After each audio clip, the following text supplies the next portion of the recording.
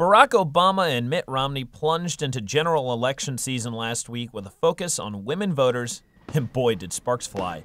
Romney said the president's failed economic policies waged a real war on women, whereas Obama's campaign slammed the former Massachusetts governor's camp for supposedly needing time to think about the Lilly Ledbetter Act for equal pay.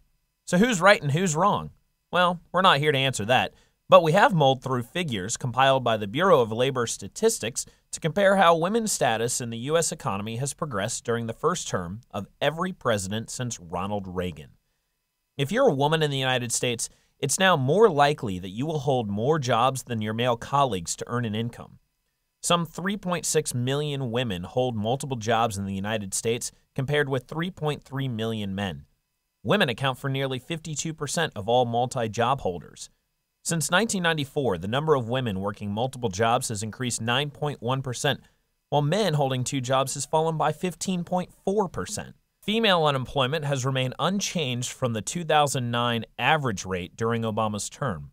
It dropped a slight 0.3 percentage points during Reagan's first term, but rose 0.7 percentage points under George W. Bush. Wives who earned the only household income and wives who made more than their husbands jumped more during the George Herbert Walker Bush presidential term than Bill Clinton and George W. Bush. Not enough data was available to compare Obama's performance, but the latest figures show 13.9 million wives bring in the only household income, and 9.3 million bring in a larger percentage of income than their husbands do. In Obama's first 2 years, the weekly wages for women have risen $12 or 1.8%. That's higher than Clinton in the same time frame, but lower than Reagan's and both Bush presidents.